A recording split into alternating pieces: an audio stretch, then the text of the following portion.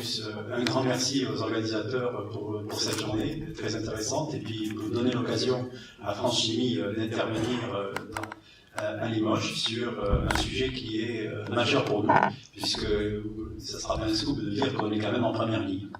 Alors, juste un transparent sur la chimie en France.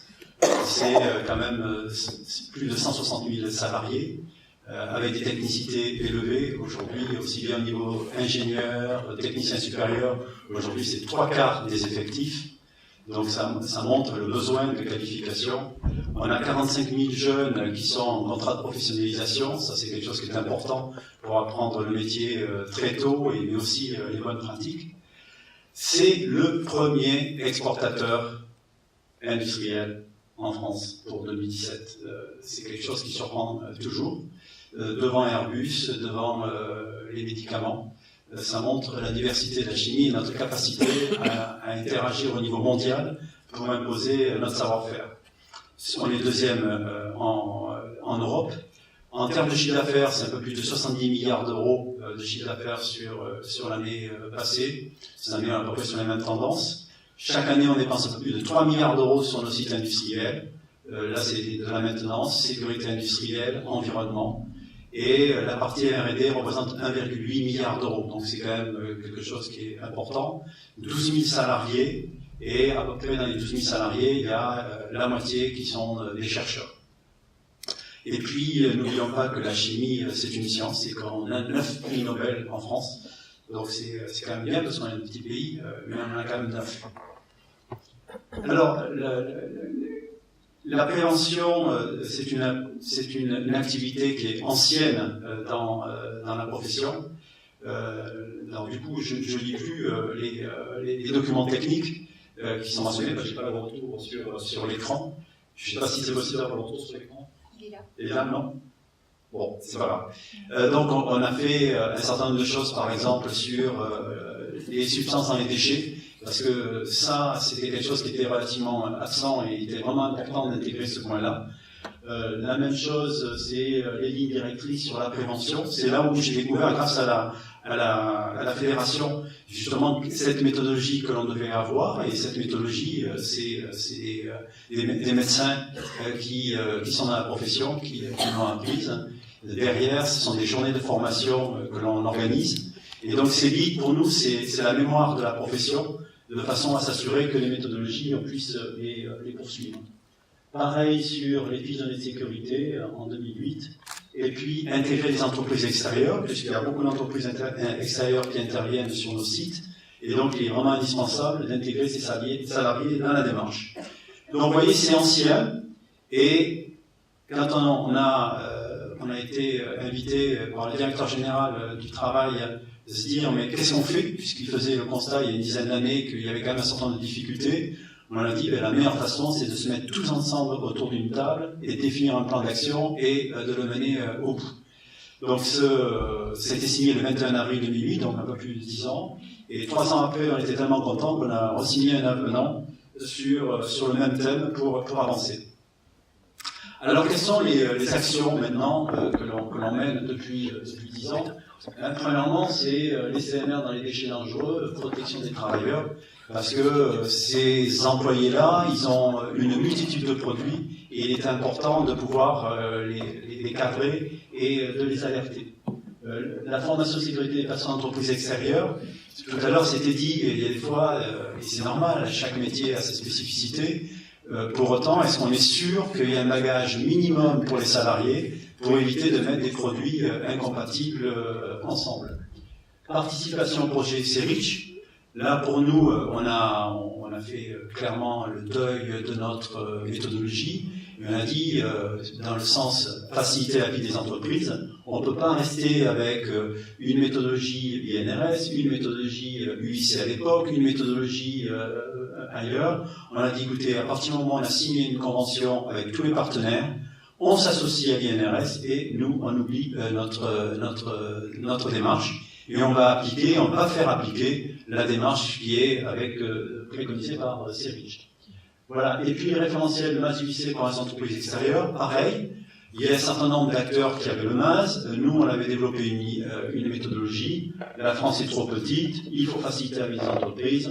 On fusionne les deux méthodologies. Et aujourd'hui, on n'a qu'un seul référentiel qui s'appelle MAS UIC, avec plus de 4000 entreprises qui sont habilitées suivant ce référentiel.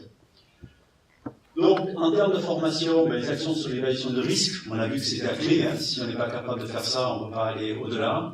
Les fiches de données de sécurité, et puis CLP. Je rappelle que CLP, c'est un règlement, donc c'est pas quelque chose qui doit être transposé en droit français, puisque c'est quelque chose qui est international.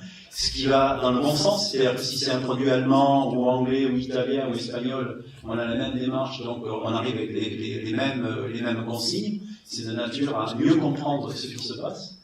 Et puis, pour les PME, on nous a dit qu'il faut aller plus loin.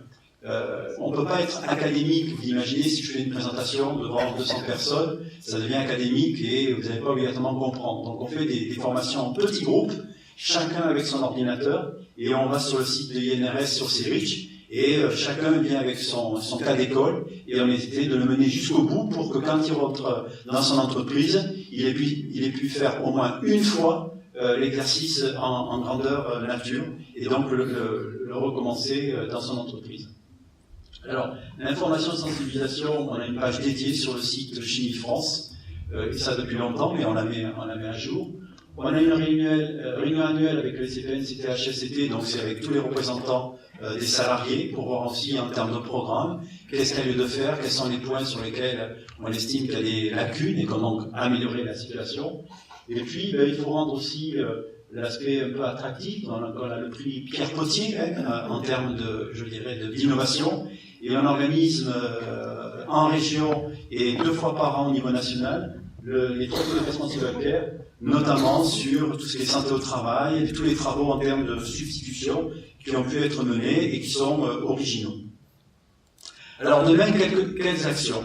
Premièrement, c'est poursuivre la démarche pragmatique pour atteindre 100% de PME, parce qu'il ne m'a pas échappé non plus en lisant les documents, qu'on était loin de cet objectif-là, et honnêtement, c'est pas possible. Je crois que ça, c'est comme quand on dit objectif 0 accident. C'est bien que c'est pas facile, mais on peut pas faire autrement que de s'imposer un 100% ou un 0 accident. Deuxièmement, REACH, j'en ai déjà parlé, c'est quand même la première base de données au monde. Vous allez sur le site ECA, vous savez tout, mais tout.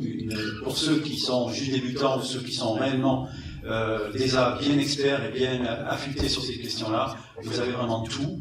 Ça a été un investissement important pour notre industrie, mais je crois qu'aujourd'hui, on peut en être que très content. Et je crois qu'il y a beaucoup de pays, beaucoup d'autres régions qui sont en train d'imiter cette réglementation-là, même s'il ne faut pas rêver, on lui reproche un certain nombre de choses, dont sa complexité. Quand le texte de base fait 300 pages et qu'avec les guides, il y a plus de 10 000 pages, c'est évident que ça ne peut pas être une PME qui fait ça. Mais je dirais, c'est aussi aux grands à montrer le chemin, à débroussailler et à faire un certain nombre de choses. Alors j'ai mis sous forme de point d'interrogation, c'est le numérique. On en parle beaucoup, on s'attend à une révolution. Je vous avoue que j'ai pas encore les idées très très claires sur qu'est-ce qu'on va pouvoir en faire, mais c'est sûr, c'est que ça va changer beaucoup de choses, notamment en termes de traçabilité, mais c'est comment on agrège tout ça. Si c'est pour recevoir 1 million de données par jour, bon, ok, j'en fais quoi? Si c'est pour les mettre dans la poubelle, aucun intérêt. Donc il va falloir maîtriser cette information-là pour voir qu'est-ce qu'on peut en faire. Et le dernier point, développer une substance de moins d'impact sanitaire et environnemental, ça paraît simple, mais il y a un écueil à éviter, c'est que quand vous avez un produit qui est extrêmement, je dirais, intéressant sur le plan chimique, vous pouvez le substituer par une substance qui est moins toxique ou moins ayant un impact environnemental plus faible. Mais si vous voulez mettre beaucoup plus de produits dans la nature, je dirais qu'à la fin, je ne suis pas sûr qu'en termes de cycle de vie de produit, ça soit intéressant. Et ça, c'est quelque chose qu'on a toujours en tête pour être sûr que le substitut qu'on va proposer n'est pas pire que la solution initiale. On peut avoir une lecture un peu binaire, moins toxique pour l'homme, moins toxique pour l'environnement. Sauf que, comme il est moins efficace, on en met beaucoup plus. Et c'est en ce sens-là qu'on essaie de faire des cycles de vie de produits pour intégrer toutes ces tâches-là. Bien sûr, il y a d'autres aspects qui interviennent, comme consommation d'énergie, consommation de matière, et puisqu'on a fait un focus sur la partie santé au travail, pour nous, c'est un élément majeur. Et vous comprendrez bien qu'utiliser un produit pour une usine chimique en milieu fermé, On a la technologie, on a le savoir-faire par nos équipes. Par contre, si ce produit-là doit aller dans des secteurs qui ont moins cette information-là, moins cette culture-là, elle se pose doublement. Merci.